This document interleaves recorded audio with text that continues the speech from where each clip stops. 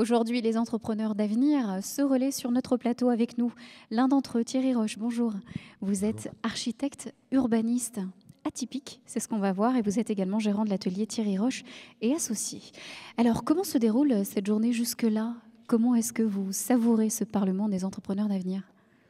Ah bah, je le savoure parce que justement, ça fait écho aux recherches que nous on fait dans notre agence et à la Cité de l'Environnement, donc que j'ai créée. Et du coup, effectivement, on retrouve enfin d'autres qui se bougent et ça avance. Alors justement, vous êtes de différents secteurs, mais on se rend compte que la volonté est unanime, commune. Innover pour mieux vivre ensemble, pour mieux vivre tout simplement. Euh, dans quelle mesure est-ce que l'atelier est engagé face aux enjeux sociétaux, environnementaux? Qu'est-ce que vous amenez comme réponse, vous, au quotidien? Alors, comme architecte urbaniste, on fait la ville, donc on est obligé de se préoccuper sur les enjeux. Alors, effectivement, on s'est beaucoup préoccupé, nous, des enjeux environnementaux, d'une manière technique au début, en faisant des bâtiments très performants. Et puis, on s'est aperçu que finalement, c'est ce qui était le plus important, c'était l'habitant, c'est l'usager. Et donc, finalement, c'est lui qui est durable et qu'il était important de se préoccuper, en fait, de cette personne-là et de pouvoir travailler autour de cette personne. Alors justement, concrètement, comment ça se passe au quotidien, sur le terrain? Quelles sont les petites choses supplémentaires que peut apporter, par exemple, l'atelier Thierry Roche et Associés?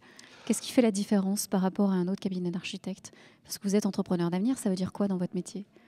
Alors ça veut dire 2 choses. Ça veut dire qu'effectivement, dans notre propre entreprise, on a quand même, une vision sur la place de chacun dans l'entreprise. Donc d'avoir une entreprise co-créative où chacun participe à la création de l'entreprise et à la création des objets sur lesquels on travaille. Donc ça, c'est une chose. Et ensuite, c'est la manière de travailler avec d'autres. En fait, on n'est pas seul. Il n'y a pas qu'un architecte. Il y a d'abord celui qui nous commande. Il y a ceux avec qui on va travailler. Donc tous les ingénieurs, il y en a beaucoup aujourd'hui.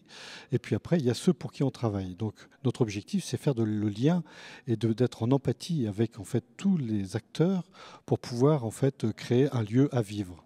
Quels sont vos objectifs, vos missions pour l'avenir? Justement, on est dedans, entrepreneur d'avenir, mais concrètement, qu'est-ce que vous souhaitez que toutes les chaînes, tous les maillons de la chaîne, demain, pensent comme vous? Non, non, je pense que c'est intéressant, c'est que chacun a une approche qui peut être différente. Le tout, c'est que chacun converge vers la même finalité, en fait, qui est quelque part de contribuer. Et puis après, je n'ai aucun objectif. Moi, je reste sur une notion de sérendipité, c'est-à-dire vraiment cette position qui fait que on peut vivre une aventure humaine à chaque moment et donc d'être dans l'attente de cette nouvelle aventure. Merci beaucoup en tout cas pour ce nouveau mot que vous nous avez appris également ce matin à la table ronde. Merci beaucoup Thierry Roche. Merci. Très bon Parlement.